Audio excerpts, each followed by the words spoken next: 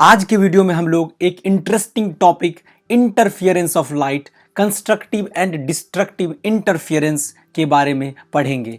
इसे और साथ साथ हम इसे प्रैक्टिकल एग्जाम्पल्स के साथ भी समझेंगे ताकि हमारा कॉन्सेप्ट और अच्छा हो सके। तो आप लोग वीडियो को पूरा शुरू से अंत तक जरूर देखें ताकि आपका कॉन्सेप्ट आपके दिमाग में पूरा जो है वो स्टेबल हो जाए। तो मैं वीडियो स्टार्ट करूं उससे पहले बता दूं कि मैं हूं रुपेश कुमार मिश्रा और स्वागत करता हूं आप सभी का ब्रेनस्टॉर्म ईडी के प्यारे यूट्यूब चैनल पे। तो चलिए ज़्यादा समय नहीं वेस्ट करेंगे और बात करते हैं मुख्य पॉइंट्स पे। तो इंटरफियरेंस ऑफ लाइट, आप लोग इससे शायद कुछ अच्छे तरीके से परिचित होंगे कि इंटरफियरेंस ऑफ लाइट क्या होता है। मैं इसे दो तरीके से बताऊंगा, साउंड के केस में समझाने के लिए और एक बार लाइट के केस में जो इंटरफियरेंस ऑफ लाइट है। ठीक है, तो सबसे पहले आप इसका डेफिनेशन पर हो कि डेफिनेशन है phenomenon of redistribution of light energy in a medium on account of superposition of light waves from to coherent sources. अब आपको इस स्टेटमेंट लिखा हुआ इसका मतलब ही समझ आना चाहिए क्या मतलब है। सबसे बड़ी बात कि कोहेरेंट वर्ड का मतलब क्या होता है आपको पता होगा। कोहेरेंट वर्ड का मतलब होता है टू वेव्स जिसका फ्रीक्वेंसी सेम हो और साथ में उसका जो है फेज डिफरेंस चेंज ना करे समय के साथ, मतलब कि फेज डिफरेंस क्या हो उसका इंडिपेंडेंट हो, उसे हम कहते हैं कोहेरेंट। यहां पे मैंने कोहेरेंट का मतलब बताया। अब मैं आगे बात करता हूं इसका क्या मतलब हुआ। तो ऐसा प्रक्रिया जिसमें लाइट का रीडिस्ट्रीब्यूशन होता है, लाइट एनर्जी का मीडियम में on account of superposition of light waves. मतलब ये हुआ कहने का मतलब कि दो लाइट वेव्स आपस में सुपर इम्पोज होते हैं, आपस में अध्यारोपित होते हैं, तो वहां पे इंटरफियरेंस की घटना होती है। हम इसे एग्जाम्पल के साथ और प्रैक्टिकली इलुस्ट्रेशन के साथ समझेंगे ताकि हमारा स्ट्रॉन्ग और ज़्यादा कॉन्सेप्ट और स्ट्रॉन्ग हो सके। तो चलिए इस पर हम बात करते हैं। सबसे बड़ी बात कि इंटरफियरेंस ऑफ लाइट की जो घटना होती है वो इलेक्ट्रोमैग्नेटिक वेव्स होती है, इलेक्ट्रोमैग्नेटिक वेव के अंदर में आती है। तो ये वेव का एक ग्राफ आपको दिख रहा होगा जिसमें आपको ये बात अच्छे से पता होगा कि ये ऊपर का वेव का जो अपर पार्ट होता है, upper part of wave that is called crest, हम उसे कहते हैं, और इसको हम नीचे वाले पार्ट को कहते हैं ट्रफ।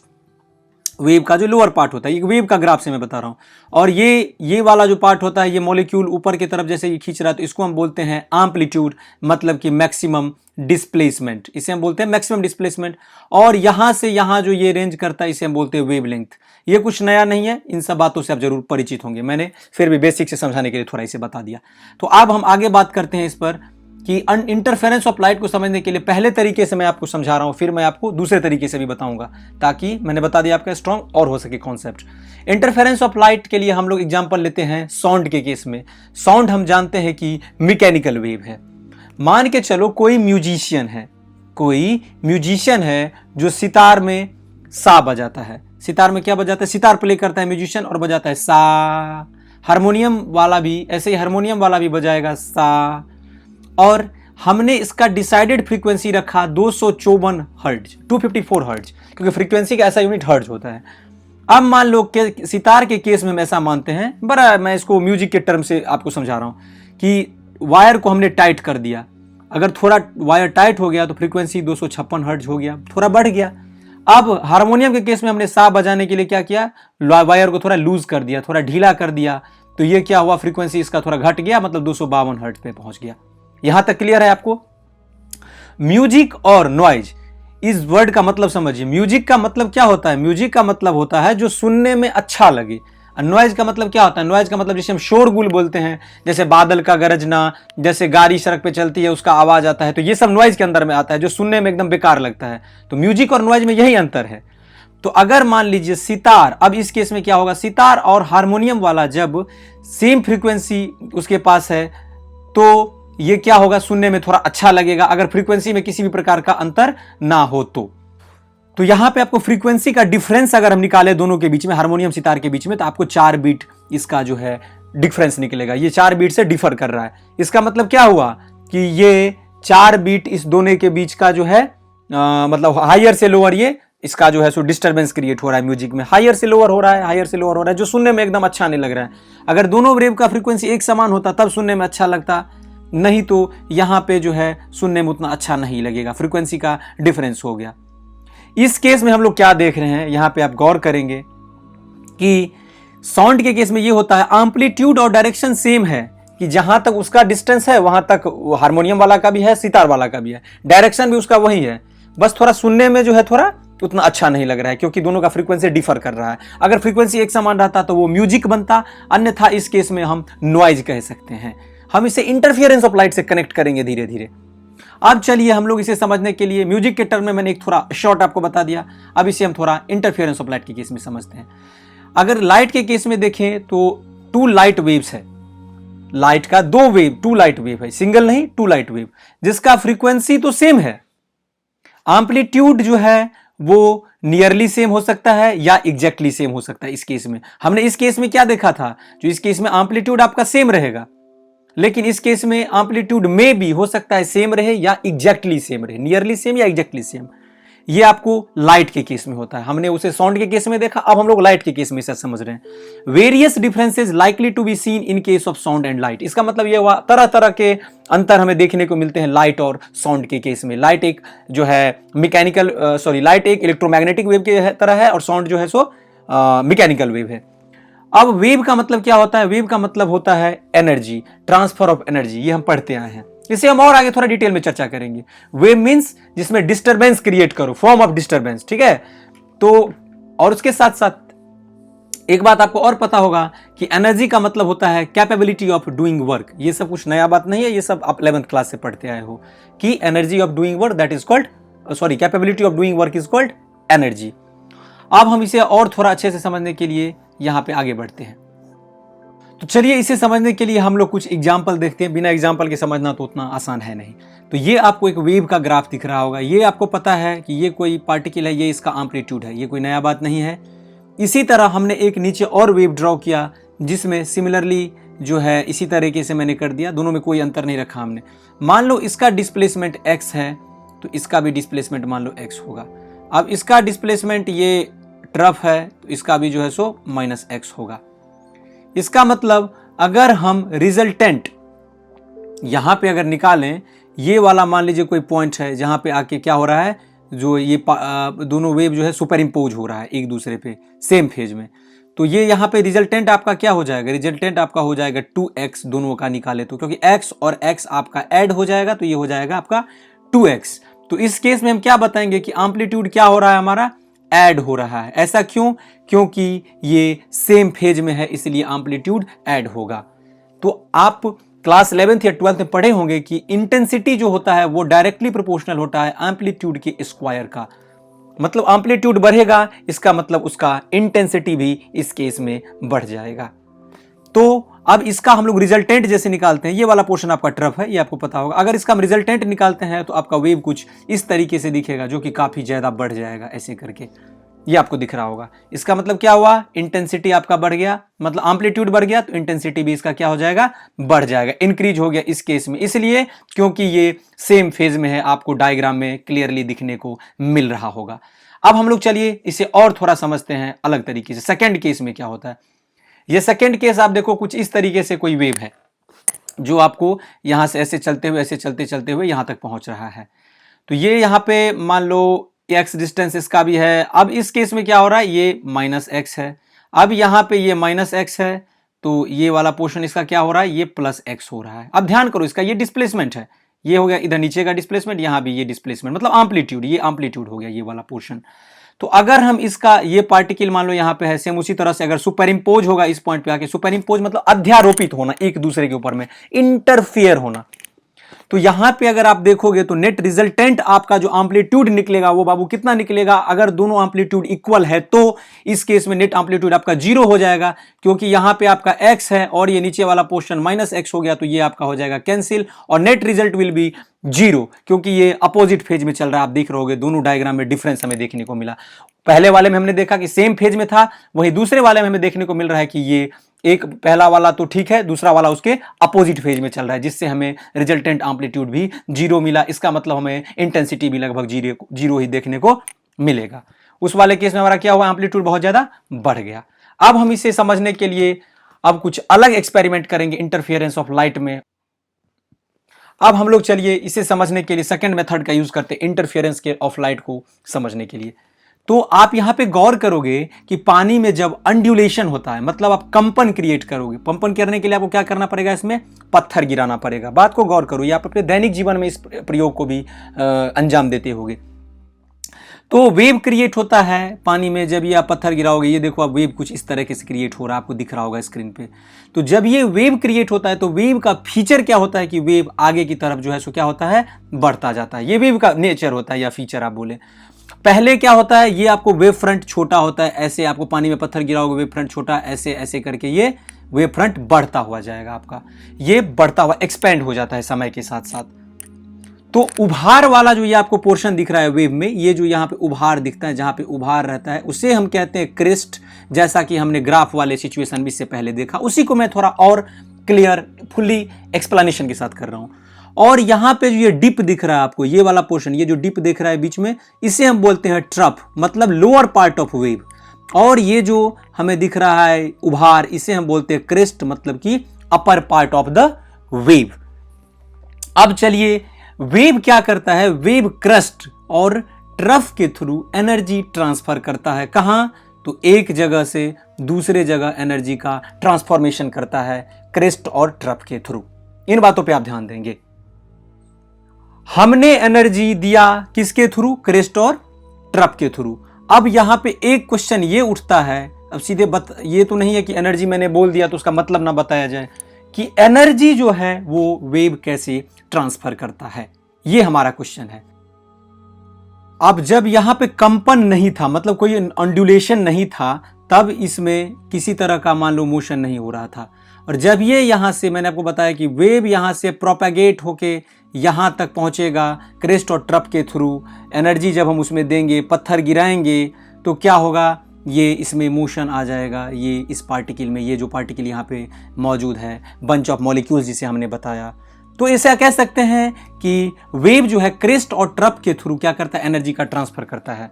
वो लिक्विड में मॉलिक्यूलर मोशन होता है, वो वाला केस यहाँ पे अप्लाई नहीं होगा अगर आप ऐसा लगाते हो यहाँ पे। तो वेव क्या कर रहा है, क्रेस्ट और ट्रफ के थ्रू एनर्जी को ट्रांसफर कर रहा है, मतलब कि डिस्प्लेस कर रहा है। जब ये यहाँ से ये प्रोपेगेट होकर यहाँ तक पहुंचेगा तो उसमें मॉलिक्यूलर मोशन आ जाएगा। ठीक है, किसके कारण, वेव के कारण। अब हम इसे बात करते हैं कुछ अलग तरीके से, डायग्राम को समझेंगे थोड़ा और अच्छे से कि कंस्ट्रक्टिव इंटरफेरेंस क्या होता है, डिस्ट्रक्टिव, थोड़ा इसके बारे में जान लेते हैं। कंस्ट्रक्टिव इंटरफेरेंस का मतलब होता है रिजल्टेंट इंटेंसिटी ऑफ लाइट, मतलब कि लाइट मैक्सिमम और जहां पे लाइट मिनिमम हो उसे हम बोलते हैं डिस्ट्रक्टिव इंटरफेरेंस। अब चलिए इसे हम समझते हैं एक फिर ग्राफ से। मान के चलो कि ये कोई ग्राफ है, ये आपको दिख रहा होगा इस तरीके से है, यहां पे ये मॉलिक्यूल यहां पे मौजूद है। तो वेव का नेचर होता है मॉलिक्यूल को ऊपर नीचे करना, ऊपर नीचे करना, कभी क्रेस्ट में, कभी ट्रफ में, कभी क्रेस्ट में, कभी ट्रफ में। इस तरह के से मॉलिक्यूल को, सरफेस के मॉलिक्यूल को क्या करता है, वेव ऊपर नीचे करता रहता है। ये वेव का नेचर होता है, ये आपको पता है। अब मान के चलो हमने कुछ इस तरीके से कुछ दूसरा डायग्राम ड्रॉ किया, जिसमें ये अपर वाला पार्ट आपको पता है क्रस्ट हो गया, और ये इसी तरीके से इस पे मैंने इसको ड्रॉ कर दिया, ये ट्रफ टाइप से। अब क्या हो रहा है, सो देखिए, ये पीला वाला जो वेव है ये चाह रहा है, यहाँ जो ये पार्टिकल या मोलिक्यूल है, इसे आप पार्टिकल बोलो, ये पार्टिकल समझने के लिए बोल सकते हो आप। इस पार्टिकल को ये ऊपर की तरफ खींचना चाह रहा है।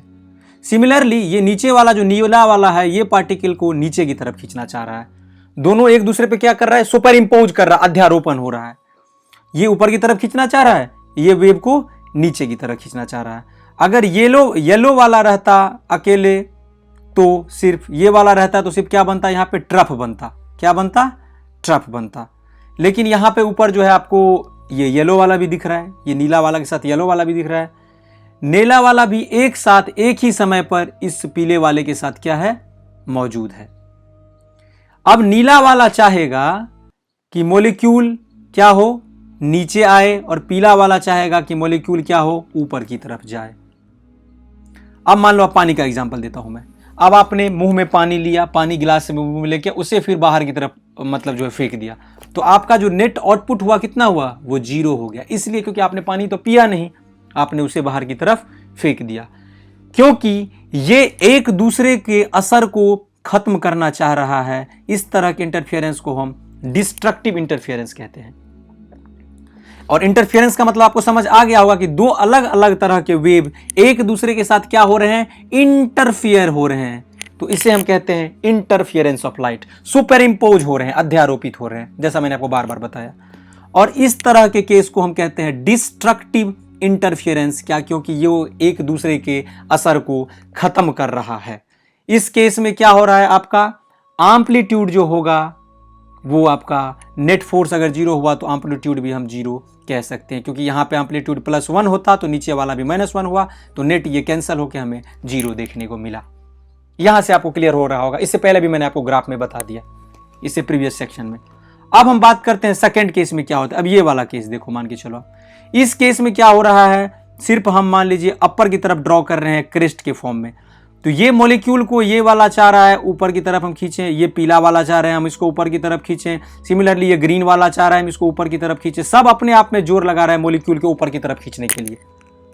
तो इस केस में क्या होगा, इस केस में पार्टिकल आपका यहां गया, ये ऊपर खींचेगा, ये पार्टिकल क्या होगा, बहुत ही बड़ा हो जाएगा, मतलब पार्टिकल ऊपर चला जाएगा बहुत ऊपर, और वेव इस केस में ऐसा हमें कुछ देखने को मिलेगा, मतलब वेव बड़ा हो जाएगा। हमने इस केस में देखा ट्रफ हमें नीचे की तरफ मिला जिसने डिस्ट्रक्ट कर दिया, लेकिन यहां पे क्या कर रहा है, एक दूसरे को कंस्ट्रक्ट कर रहा है। यहां पे अगर आप बात को गौर करो तो, क्योंकि ये एक दूसरे को क्या कर रहा है, रीइंफोर्स कर रहा है। यहां आप गौर करो, ये क्या कर रहा है, रीइंफोर्स मतलब कि कंस्ट्रक्ट कर रहा है, एक दूसरे के काम को कंस्ट्रक्ट कर रहा है, ऐसे आप समझो। तो नेट फोर्स हमारा जो इस केस में हो जाएगा वो क्या होगा, net force will be increase. हमारा नेट फोर्स इसमें इंक्रीज हो जाएगा, जैसे इसमें देखा हमने कि नेट फोर्स यहां पे हमें जीरो देखने को मिल रहा है। और एम्पलीट्यूड क्या हो जाएगा, बहुत ही ज्यादा बढ़ जाएगा। तो एम्पलीट्यूड क्या हो जाएगा, मैक्सिमम, जैसा कि आप क्लियरली डायग्राम से देख सकते हैं, ये बहुत ही ज्यादा इसका एम्पलीट्यूड बढ़ जाएगा। इसका मतलब क्या हो रहा है, अब यहां से आप समझो तो मैं और थोड़ा आपको एक बार लिख के बता दूं कि क्रेस्ट और क्रेस्ट भी मिलेगा तो एम्पलीट्यूड मैक्सिमम होगा, अगर ट्रफ और ट्रफ भी मिलता है तो एम्पलीट्यूड मैक्सिमम होगा। जब क्रेस्ट और ट्रफ मिल रहा है तब आपका एम्पलीट्यूड क्या हो रहा है, मिनिमम हो रहा है, उस टाइम में जाके जीरो हो जाता है, अदरवाइज ये मैक्सिमम ही होगा। अगर मान लो आप सपोज करो ये ट्रफ है, ये वाला मॉलिक्यूल ऐसे इसको नीचे खींचा, फिर एक आया ये इसको नीचे खींचा, इस केस में भी आपको बढ़ रहा है, मैक्सिमम हो रहा है। लेकिन अगर ये ऊपर से मान लीजिए ऐसे आया, फिर नीचे से आके इसने इसको क्या किया, डिस्ट्रैक्ट कर दिया, इसका मतलब नेट रिजल्ट इस केस में आपका जीरो हो जाएगा, और आपको क्रेस्ट और ट्रफ वाले केस में हमें मिनिमम एम्पलीट्यूड देखने को मिलेगा, और क्रेस्ट और ट्रफ वाले केस में हमें मैक्सिमम एम्पलीट्यूड देखने को मिलेगा। इसका मतलब इंटेंसिटी भी हम मैक्सिमम देखेंगे। तो यहां से आपको शायद पूरा क्लियर हो गया होगा कि उस डेफिनेशन का मतलब क्या हुआ जो हमने इंटरफेरेंस ऑफ लाइट में समझाया आपको, कि रीडिस्ट्रीब्यूशन ऑफ लाइट एनर्जी होता है, सुपर इंपोज करता है जो टू लाइट वेव एक दूसरे के साथ में। अब हम इसे समझेंगे कुछ अलग तरीके से, लाइट के केस में अब समझते हैं। अब यहां पे इसे हम लाइट के साथ एक्सपेरिमेंट करके और थोड़ा अच्छे से समझेंगे। अब आप मुझे ये बताओ कि सबसे बड़ी बात, हमने यहां पे मान लो लाइट का कोई सोर्स रखा, यहाँ पे आप समझ सकते हो लाइट का सोर्स है, और यहाँ पे हमने यहाँ पे क्या किया, एक स्लिट लगा दिया, सब 12th क्लास का बेसिक है। यहाँ इस स्लिट से लाइट पास करेगा तो ये यहाँ पे जाके इस 2 पॉइंट पे जाके क्या होगा, स्क्रीन पे जाके ये यहाँ पे जाके फोकस करेगा, स्पॉट बनाएगा। तो अकॉर्डिंग टू करपस्कुलर थ्योरी के अनुसार लाइट का जो है ब्राइट स्पॉट अपीयर होता है 2 जगहों पे रिस्पेक्टिवली, स्ट्रेट लाइन में। कैसे, स्ट्रेट लाइन में 2 जगह जो है सो क्या होता है, लाइट जो है ब्राइट स्पॉट बनाता है अपना 2 जगह पे, करपस्कुलर थ्योरी के अनुसार। अब हम यंग्स के डबल स्लिट एक्सपेरिमेंट के थ्रू इसे थोड़ा और समझेंगे। करपस्कुलर थ्योरी के अनुसार लाइट जो है जब पास करती है तो वो 2 जगह पे अपना ब्राइट स्पॉट बनाती है, स्क्रीन पे जाके स्ट्रेट लाइन में मूव करके, ठीक है। लेकिन डबल स्लिट एक्सपेरिमेंट में बताया गया कि लाइट का स्पॉट कभी भी 2 जगह नहीं हो सकता है। मैं इसे और थोड़ा क्लियर करूंगा डायग्राम के थ्रू। ऐसा क्यों होता है, तो ऐसा होता है आपको इंटरफियरेंस के कारण होता है कि लाइट का स्पॉट हमें 2 जगह देखने को नहीं मिलता यंग्स डबल स्लिट एक्सपेरिमेंट में। 1802 ईस्वी में 1802 में यंग्स ने इस एक्सपेरिमेंट को डेमोन्स्ट्रेट करके और अच्छे से समझाया कि जैसे पानी में वेव क्रिएट होता है तो वो इंटरफेयर करता है, सेम लाइट के केस में भी ऐसा होता है। क्योंकि हम जानते हैं, जैसा कि यहां पे लिखा हुआ है कि लाइट का नेचर होता है वेव की तरह, लेकिन हमेशा नहीं होता है, कभी कभी इसका नेचर पार्टिकल की तरह होता है, जैसा हमने ड्यूअल नेचर ऑफ रेडिएशन में या ड्यूअल नेचर ऑफ लाइट में पढ़ा। लेकिन हम इसे समझते हैं, मतलब परसीव करते हैं अलग अलग तरीके से। है तो वो एक ही, लेकिन हम उसे अलग अलग, कभी हम उसे पार्टिकल मानते हैं, कभी हम लाइट को वेव मानते हैं। इस केस में हम इसे वेव की तरह मान के चल रहे हैं। हमारा अपना अपना मानने का तरीका है कि हम कैसे उसको समझते हैं, ठीक है। तो अब बताता हूं मैं कि क्या होता है डबल स्लिट एक्सपेरिमेंट वाले केस में। ये कुछ नया नहीं है, लाइट वेव और पार्टिकल दोनों की तरह मतलब नेचर उसका होता है। अब मैं स्क्रीन पे एक वीडियो प्ले कर रहा हूं, उसे आप ध्यान देंगे ताकि आपका डेमोन्स्ट्रेशन और अच्छा हो सके, आप डेमोन्स्ट्रेशन को समझ सके। अब यहाँ पे आप गौर करोगे, वीडियो में आपको दिख रहा होगा कि डेमोन्स्ट्रेशन में ये बता रहे हैं कि जब सिंगल सोर्स का यूज करते हैं तो इसमें कुछ नया बात नहीं है कि पहले वेव फ्रंट छोटा होता है, उसके बाद धीरे धीरे वो वेव फ्रंट बड़ा होते जाता है, वो बढ़ते जाता है, ये आपको दिख रहा होगा। लेकिन अब सेकेंड केस ये आता है, डबल सोर्स का यूज करने पे क्या हो रहा है, आउटपुट कुछ हमें सरप्राइजिंग देखने को मिलेगा। दो सोर्स के कारण वेव आपस में एक दूसरे के साथ इंटरफियरेंस कर रहे हैं, कंस्ट्रक्ट क्रेस्ट और ट्रप एक साथ मिल रहे हैं। तो ये आप गौर से इस चीज को मैंने ग्राफ के थ्रू भी आपको समझा दिया और वीडियो के थ्रू भी आप समझ सकते हो। अब चलो इसे हम यहां पे ऑब्जर्व करते हैं तो क्या होता है। यहां पे देखो कुछ इस तरीके से आपको बन रहा था। तो यहाँ पे आपने देखा कि यहाँ पे आपको वेव बहुत ही ज़्यादा दिख रहा है, इस पॉइंट में इसमें आपको वेव बहुत ही ज़्यादा दिख रहा है, इस वाले बीच वाले में आपको वेव बहुत ज़्यादा दिख रहा है, इसमें वेव दिख रहा है, इसमें दिख रहा है, इसमें दिख रहा है। लेकिन ये जो बीच वाला पॉइंट है इसमें आप गौर करो, मैं थोड़ा कलर चेंज कर दूँ, ये वाला जो पॉइंट आपको दिख रहा होगा, ये वाला पॉइंट, इसमें आपका क्या है, वेव बहुत ही कम हमें देखने को मिल रहा है, वेव नहीं के बराबर हमें देखने को इस वाले पॉइंट में मिल रहा है। तो यहाँ जहाँ पे वेव का बहुत ही ज़्यादा मात्रा है, इसका मतलब यहाँ पे क्या हुआ, कंस्ट्रक्टिव इंटरफियरेंस। और जहां पे हमें वेव देखने को नहीं मिलता है उसे हम बोलते हैं डिस्ट्रक्टिव इंटरफियरेंस। ऐसा तो हमने इस केस में देखा समझने के लिए। अब ऐसा हम लाइट के केस में देखते हैं। लाइट भी एक वेव की तरह है, तो लाइट के केस में क्या होगा देखो। अब मान लो ये कोई लाइट है, इस स्लिट से पास किया वेव की तरह, इस स्लिट, ये यहां से लाइट वेव क्रॉस कर रहा है, अब इस स्लिट को क्रॉस करते हुए ये ऐसे करके वेव क्रिएट होगा, क्योंकि वेव का नेचर होता है आगे की तरफ जो है मूव करना। तो यहाँ पे कर्पिस्कुलर थ्योरी नहीं लगाएंगे, डबल स्लिट एक्सपेरिमेंट के अनुसार लाइट का स्पॉट दो जगह पे कभी नहीं होगा। मान लो ये वेव की तरह कुछ, जैसे हमने इस केस में देखा, ये यहाँ पे कुछ बना रहा है, इस तरह से कुछ बना रहा है, इस तरह से बना रहा है, मतलब ये क्या हुआ, इस जगह पे हमें बहुत ज़्यादा वेव देखने को मिल रहे हैं, मतलब लाइट का स्पॉट जो है यहाँ पे बहुत ही ज़्यादा है, ब्राइट स्पॉट बहुत ही ज़्यादा है इस पॉइंट पे, जहाँ पे ये वाइट वाला पोर्शन है इस पे लाइट का स्पॉट ज़्यादा है, मतलब वेव बहुत ज़्यादा है।